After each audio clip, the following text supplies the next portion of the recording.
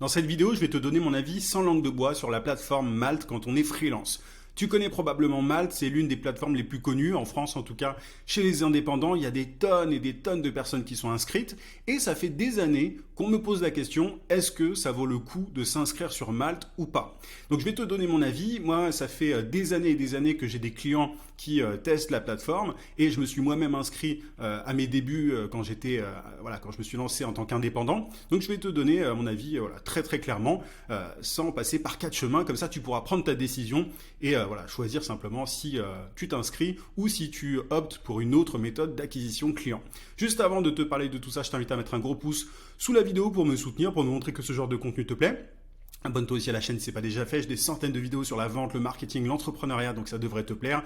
Active la cloche de notification aussi pour ne pas rater mes prochains contenus, je publie une vidéo par semaine. Et dernière chose, si tu n'es pas déjà inscrit, j'ai ce que j'appelle des emails secrets, tu as le lien d'inscription en description, tu peux aussi cliquer sur le i et en t'inscrivant, tu vas recevoir chaque matin à 9h un email rempli de conseils, de méthodes, d'astuces pour trouver plus de clients, tout simplement pour développer ton business plus vite, pour facturer tes services à des tarifs premium. Mon meilleur contenu se trouve dans ces emails secrets, il y a plus de 15 000 entrepreneurs qui sont déjà inscrits à l'heure actuelle. Donc c'est pour les freelances, coachs, consultants, formateurs, pour toutes les personnes qui vendent des services, pas des produits, et qui sont ambitieuses, motivées à l'idée de passer au niveau supérieur dans leur business. Donc voilà, il faut être prêt à recevoir tous ces emails, à recevoir un email par jour, mais je te garantis que ça en vaut largement la peine si tu es du genre à vouloir accélérer ta croissance. Donc clique sur le lien en description ou sur le i.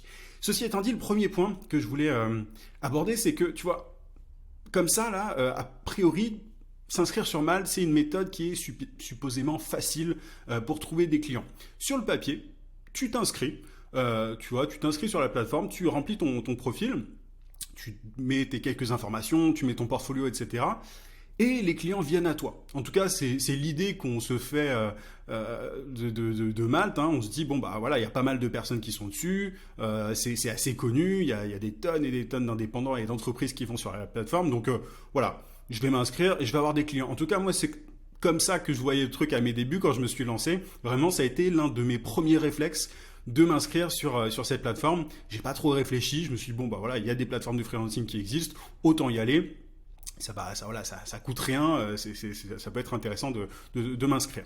En réalité, il faut savoir que c'est très intéressant de t'inscrire parce que tu as des clients qui viennent à toi, mais uniquement dans des niches très précises. Il faut savoir que il y a des niches dans lesquelles c'est pertinent quand tu as beaucoup de demandes et peu d'offres, tu vois, notamment dans certains domaines liés au développement web, ça peut être pertinent, mais il y a surtout il y a plus de raisons de ne pas s'inscrire que de s'inscrire. Donc je vais te les décrire dans un instant, mais voilà, en tout cas tu connais assez rapidement mon avis. Pour moi, c'est pas une bonne idée de t'inscrire.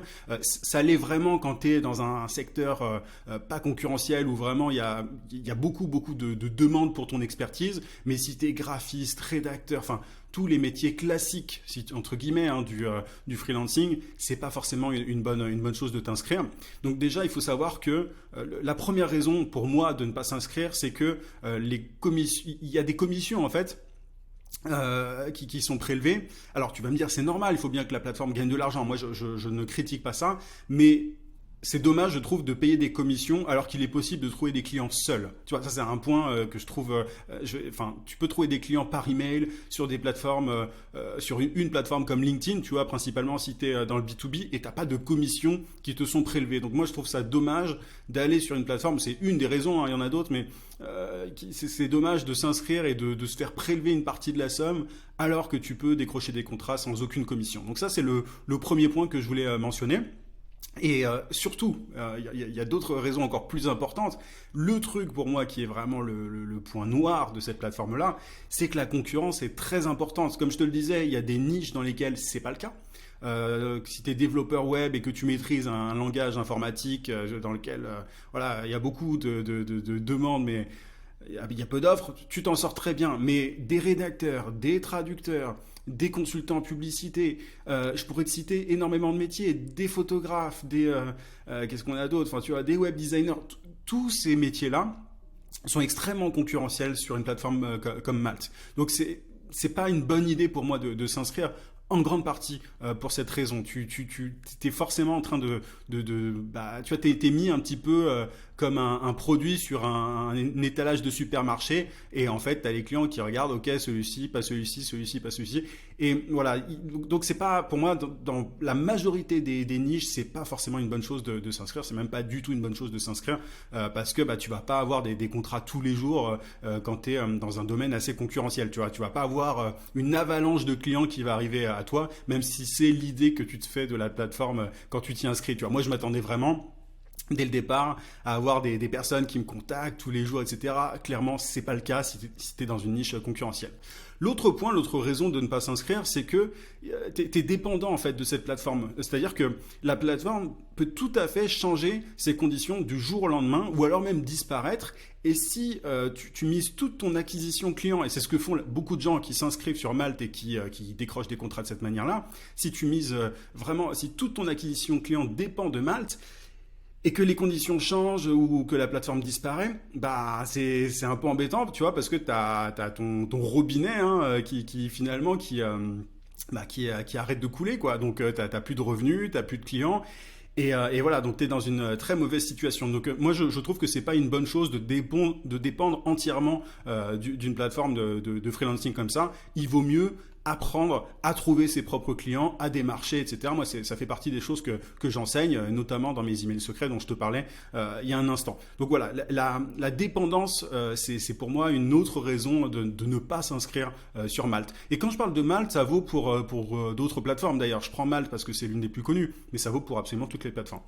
Un autre point, c'est que, en fait, ça a un impact, le fait de t'inscrire sur Malte, ça a un impact sur ton positionnement. C'est-à-dire que la valeur perçue, la valeur que les gens ont de toi en tant qu'indépendant est plus faible quand tu es sur Malte parce que tu es entouré de freelance qui se bradent. C'est-à-dire que quand tu vois, je t'ai pris l'image du supermarché, quand tu es inscrit sur Malte, tu as ta tête avec tes tarifs, et je vais y revenir d'ailleurs, et tu as tout un tas d'autres personnes à côté de toi. Quand on tape par exemple graphiste ou rédacteur ou autre, on te voit toi, mais on voit d'autres personnes, et certaines personnes ont un tarif qui est extrêmement faible. Donc en fait, qu'est-ce qui se passe derrière? Je vais parler ensuite de la concurrence par les prix, c'est un autre point. Mais rien que ça, le fait d'être entouré de personnes qui se bradent, pas toutes évidemment, mais il y en a qui se bradent justement pour pouvoir surmonter la concurrence, pour être choisi. Mais ça a un impact sur ton positionnement. On se dit que voilà, t'es un peu en galère, t'es un peu désespéré, t'as besoin de clients à tout prix. Et voilà, c'est pas quelque chose qui est positif. C'est-à-dire que si t'es à la fois inscrit sur Malte et sur une plateforme comme LinkedIn, si quelqu'un se rend compte de ça, bon, il se dit voilà, et il ou elle est un peu en galère. Ça fait pas de bien en fait à ton positionnement, enfin à ton image d'un point de vue marketing. Donc ça, c'est un truc qui est peu abordé, mais je trouve que c'est important de le mentionner. L'autre raison que j'ai effleurée, c'est la course au prix le plus bas. Ça, c'est un vrai problème. En raison de la concurrence qui est énorme sur ces plateformes-là, forcément, tu as des personnes qui baissent leur prix pour pouvoir décrocher des contrats, pour pouvoir être choisis. Et ensuite, c'est un cercle sans fin. Tu as les autres qui baissent, t'en as un qui baisse, l'autre qui baisse, un autre qui baisse, etc. Donc en fait, les tarifs deviennent extrêmement faibles à cause de ça. Alors que si tu n'étais pas sur Malte, si tu avais ton système d'acquisition client, tu vois, via LinkedIn par exemple ou par email, tu n'aurais pas de souci là, tu pourrais facturer ce que tu veux, tu vois, il n'y aurait pas d'élément de comparaison bidon à côté de toi, quoi. Tu n'aurais pas une personne qui facture 50 balles de l'heure, quoi. Enfin, 50 balles de la journée, c'est une image. Évidemment, j'exagère, il n'y a personne qui facture 50 euros de la journée sur Malte, enfin, je crois pas, il me semble pas en avoir vu, mais c'est en dessous, si tu veux, très souvent, tu as des personnes qui facturent vraiment en dessous de la moyenne, donc forcément, tu es impacté par ça. Autre point, c'est que tu peux ne plus être référencé en première page du jour au lendemain. C'est arrivé à l'une de mes clientes. Moi, j'avais une cliente qui décrochait ses contrats. D'ailleurs, elle était... je crois qu'elle faisait du développement web. Je me rappelle plus du langage, mais elle était en première page tu vois, sur Malte. Elle était bien référencée. Donc, elle avait des contrats. Elle en a eu pendant des années. Et du jour au lendemain, elle a été placée en seconde page, il me semble. Et du coup, forcément, son flux de clients s'est arrêté. Et elle savait pas comment faire parce que elle avait son canal principal, c'était Malte. Donc il faut savoir que c'est quelque chose qui peut t'arriver, même si tu as de bonnes notes, même si tu es bien référencé, etc. Il suffit que la plateforme change sa façon de faire, ses conditions, ou alors n'apprécie pas que tu as été un peu inactif pendant un temps, et tu peux dégringoler. Tu vois, je parlais de dépendance précédemment. C'est très important de le noter, c'est-à-dire que si tu n'obéis pas aux règles strictes de Malte, si t'es pas actif, que tu réponds pas aux gens au taquet et tout, bah tu vas potentiellement être déclassé au bout d'un moment et bah du coup bah t'as plus de clients. Donc il faut savoir ça, même si t'as de super notes et tout, tu peux ne plus être référencé simplement sur la première page. Donc ça c'est vraiment un souci et c'est quelque chose qui peut arriver. Autre truc, c'est qu'on t'oblige à vendre ton temps. Je m'explique, en fait, quand tu es sur Malte, tu es obligé de donner un tarif journalier moyen, tu es obligé de donner un tarif à la journée.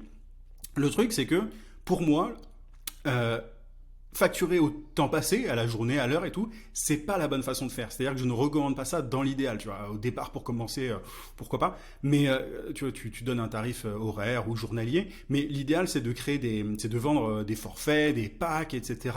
Et tu peux pas faire, enfin, tu peux le faire sur Malte, mais le fait de devoir afficher ton tarif d'entrée de jeu, ça fausse un peu le truc. C'est-à-dire que tes prospects, ils viennent en sachant que, ok, t'as mis 300, 350 euros de la journée. Donc, ils viennent avec cette idée en tête. Tu es choisi pour ça. Donc, derrière, si tu essayes de sortir de cette logique de tarification au temps passé, là, ça va être assez compliqué parce que les clients ils viennent pour ça, ils viennent parce que tout est transparent, les prix et tout. Donc tu peux pas t'écarter du TJM, du taux journalier moyen que tu as indiqué sur la plateforme. Donc d'une certaine manière, Malte t'oblige à vendre ton temps, à vendre simplement voilà, à facturer en fonction du temps que tu passes à travailler. Donc ça c'est une autre raison de ne pas s'inscrire pour moi sur une telle plateforme. Autre point, il y a une grosse perte de temps aussi avec pas mal de prospects qui se croient au supermarché. Tu vois, je prends beaucoup cette image par rapport à Malte et encore une fois ça vaut pour toutes les plateformes, mais tu as des gens en fait qui vont sur une plateforme, qui tapent rédacteur, traducteur, graphiste, etc. Et qu'est-ce qu'ils font? Bah, ils vont comparer, ils vont regarder les prix, ils vont regarder les profils et tout. Donc en fait, on a pas mal qui vont contacter plusieurs freelances en même temps. On peut pas les blâmer parce que tu vois c'est comme ça qu'est faite la plateforme. Ce qu'il faut blâmer pour moi c'est la plateforme en elle-même. Mais tu as des gens donc qui vont comparer et tu vas potentiellement perdre du temps. Tu vas échanger avec des personnes avec qui ça va pas le faire parce qu'il y a plein d'autres concurrents, parce que tu as Jean-Jacques à côté qui est en train de facturer 2 fois moins cher que toi. Donc c'est très difficile, tu vois, quand tu es dans un domaine concurrentiel de faire la différence, de décrocher des contrats sur une plateforme comme Malte. Donc ça, c'est vraiment un gros souci. Tu as une perte de temps qui est inévitable.